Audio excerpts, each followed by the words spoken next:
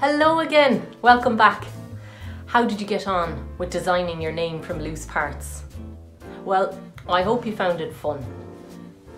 It's great to have you back for part 2 of our Wild and Wonderful Things workshop.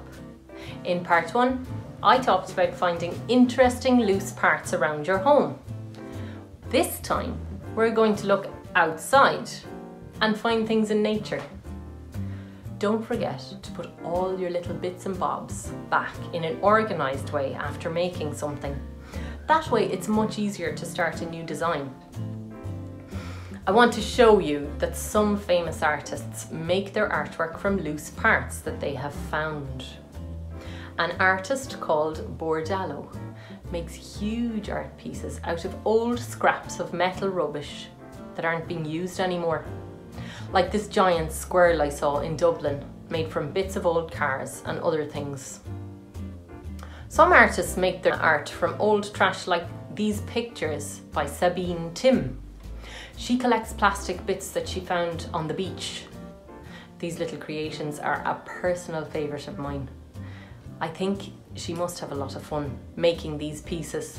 She is constantly playing around with her collection of plastic loose parts. Now, I know that we often make art at home or in school, but have you ever made art out and about in the woods or on the beach or in the park or even your garden? Sometimes I collect sticks or leaves and I bring them home and I make a picture with them.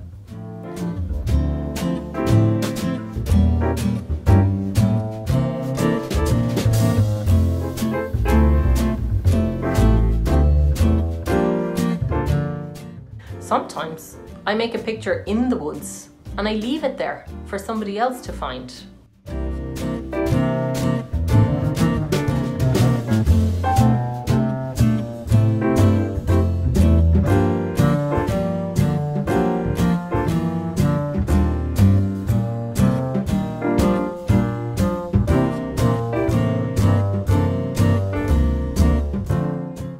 I usually take a photo of it before I go home, and that way I get to keep part of it myself too in the form of a photo.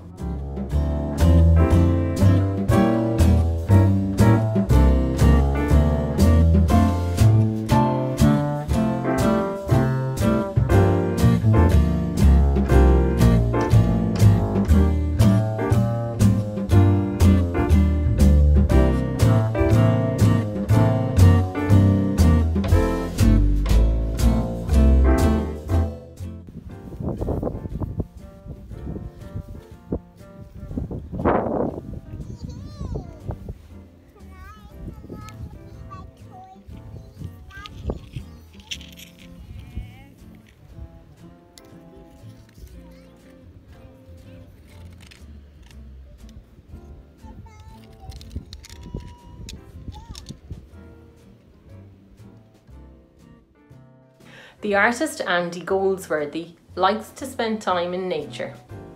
He makes beautifully arranged designs from the things that he finds on his walks.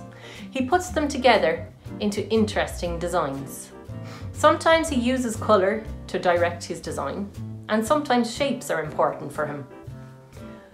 Well, my next task for you is to make a pattern using found natural items, things that you find in nature, like leaves or sticks, daisies or maybe pebbles. If you'd like, you can also use the pieces from your collection of bits and bobs you gathered during part 1. I want to share an important artist trick with you. If you use colours that are very different to each other in your design and you lay them beside each other, your picture will actually be clearer and brighter. This is called using contrasting colours.